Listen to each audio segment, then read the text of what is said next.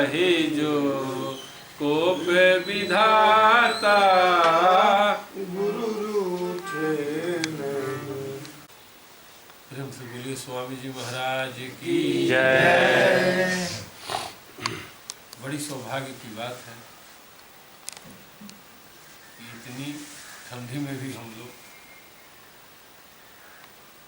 Social distancing का पालन करते हुए अपने गुरु के दरबार में 2 ही आदमी 4 ही आदमी जो भी हैं अलग अलग हो करके आते हैं।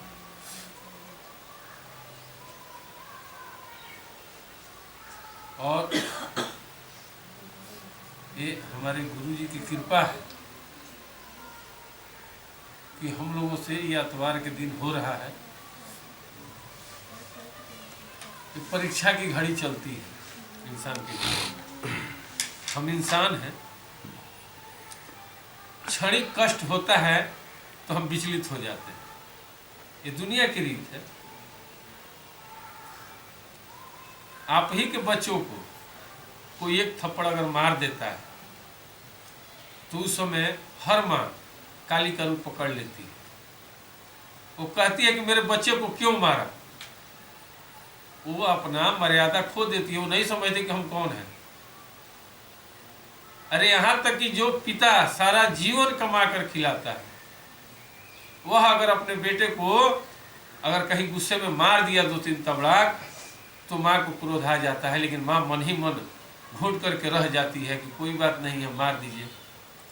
वो नहीं बोलती है, उसके सामने मजबूरी है। वो इसलिए नहीं बोलती है कि जानती है कि बोलेंगे तो ये भाग जाएंगे तो फिर इन लोगों का कौन परवरिश करेगा। माँ बर्दाश्त कर जाती है। वही बच्चा दूसरा कोई मारता है तो तकलीफ होता है माँ को, लेकिन क्या वही माँ जब बच्चे को थोड़ा घाव होता है, कहीं आप लोग देखे होंगे बच्चों को फोड़ा हो जाता है, वही माँ डॉक्टर के पास ले जाती है बच्चे को। डॉक्टर बोलता है कि घाव को चीरना पड़ेगा। माँ बोलती है डॉक्टर साहब आप चीरिए, तो बहुत कष्ट होगा। माँ बोलती है जितना भी कष्ट होगा आप इसको फाड़ दीजिए। डॉक्टर बोलता है बच्चा है छटपटाएगा। माँ बोलती है उसका टेंशन आप छोड़िए। क्या करती है वो, एक हाथ से बच्चे का डांड के ऊपर का हिस्सा इसे दबाती है और एक हाथ से दोनों पैर पकड़ती है और दोनों पैर और जो कमर के ऊपर का हिस्सा इतना बिजोड़ दाबती है कि बच्चे के अगर पीछे में फोड़ा हुआ है तो ऐसे पकड़ के रखती है और डॉक्टर धीरे धीरे उसको चीरता है। क्या उस थप्पड़ से तो ज्यादा चोट नहीं लग, कम चोट तो यहाँ नहीं लग रहा है ना।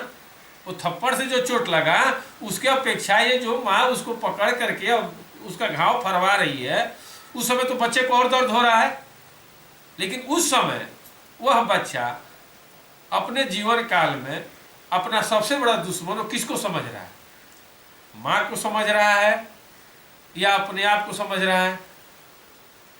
वह बच्चा किसको दुश्मन समझता है, वो बच्चा अपने माँ को दुश्मन समझता है। क्यों? तो माँ अगर मुझे नहीं पकड़ती तो डॉक्टर के पास हिम्मत नहीं था, मैं भाग गया होता। ये मेरी माँ ही मेरी सबसे बड़ी दुश्मन है। तो मनुष्य हम लोग हैं, चैतन्य पुरुष हैं, चेतन है हम लोग। कभी हम लोग सोचे कि क्या वो माँ रियल में गलत थी या वो बच्चा गलत था? नहीं, ना तो बच्चा गलत था और ना वो माँ गलत थी। वो जो समय था वो गलत था। वो जो घाव हुआ था, जो उसके कर्मों की सजा मिल रही थी, वो समय गलत था। माँ का सोचा था अच्छा था कि मेरा बेटा 1 घंटा रोएगा लेकिन सारा जीवन इसका घाव ठीक रहेगा। अगर 1 घंटा रुला करके और सारा जीवन सुखमय कटता है तो 1 घंटा नहीं 2 घंटा हम रुलाएंगे। लेकिन बच्चा क्या समझ रहा है कि अगर माँ नहीं पकड़ी होती तो इतना दर्द मुझे नहीं होता। यही हम इंसानों की फितरत है कि थोड़ी सी अगर कष्ट होती है तो हम लोग समझ जाते हैं कि भगवान नहीं है। ये दुनिया की रीत, भगवान नहीं है। अरे भगवान होते तो ऐसा होता। आप देखिए डेली मंगलवार के मंगलवार हनुमान जी के मंदिर में जाते हैं अरे हमने क्या नहीं किया? लोगों को भंडारा कराया, गरीबों की लड़कियों का शादी किया, सारा जीवन हमने दूसरे के लिए सब कुछ किया, जो मिला उसको इज्जत से सम्मान दिया, सब कुछ किया। क्या उसका परिणाम यही है कि मुझे शुगर हो गया? क्या उसका परिणाम यही है कि मेरे घर में महीना का 10,000 5,000 रुपया दवा में जाता है? अरे भगवान नहीं है, ये सब ढकोसला है। लोग कहता है कि अच्छा आप बोल रहे हैं, सही बोल रहे हैं। भगवान वास्तव में नहीं है। यहाँ जो पाप करता है वो आगे बढ़ता है और जो पुण्य करता है वो पीछे होता है। लेकिन हमारे गुरुदेव श्री सदगुरु भेव नमः भक्ति योगाश्रम खलवा के महाराज जी कहते थे कि देखबा हो, लोग कहेला कि पाप करने से धन बढ़ता है। अरे बढ़ता है। दोपहरिया के घाम कितना देर रहेला हो? दोपहरिया के घाम सब लोग जानता है ना। दोपहर जो होता है 12 बजे का, कितना देर रहेला? महज 2 घंटा से 4 घंटा। जैसे ही बेरा ढरा कि पछुआ का धीरे धीरे हवा आने लगता है, नमी आने लगती है, तो गलत का परिणाम सामने दिखाई देगा कि अच्छा है, लेकिन उसका फ्यूचर क्या है? अब लोग सोचता है कि भविष्य में जो होगा देखेंगे। अरे क्या देखो? किसने देखा है? दिखाओ। एक आदमी को दिखाइए कि जिसने देखा हो, हंसते हुए कहे कि नहीं हम तो देख रहे हैं भाई, ये तो हमारे कर्मों की सजा मिल रही है, हम भोग रहे हैं। वो नहीं कहता है, वो सीधे भगवान पर दोष ठोक देता है। क्यों? तो भगवान नहीं दिखाई देते हैं। लेकिन जो उसके अड़ोस पड़ोस का है, जो उसके मोहल्ले का है, वो कहता है कि इसने अपने पिता को एक गमछा के लिए रुलाया था, इसने अपने सास को कभी पत्तल में खाना देती थी कि बर्तन धोना नहीं पड़ेगा। ये हमने देखा है बहू। वो जो तुम देख रही हो ना बुढ़िया को, उसका कष्ट भोग रही हो, वो उसका कर्मों का फल है। लेकिन हम जो कर्म 10 साल करते हैं, उसको क्या चाहते हैं कि 2 दिन में हमारा कर्म वो कट जाए, 10 साल वाला कट जाए।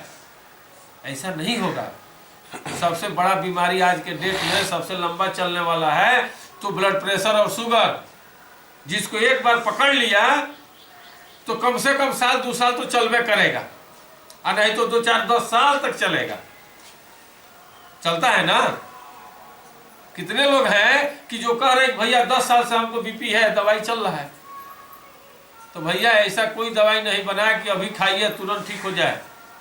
अगर तुरंत ठीक करेगा ना तो दूसरे साइड में नुकसान करेगा। साइड इफेक्ट वो करेगा। और जो वैसा कर्मे नहीं किया, जिसकी सोच ही वैसी नहीं रही, उसको शुगर भी नहीं हुआ। जैसा इंसान सोचता है वैसा कर्म करता है, और जैसे ही वो कर्म करेगा उसका प्रारब्ध बनने लगेगा। प्रेम से बोलिए स्वामी जी महाराज की जय।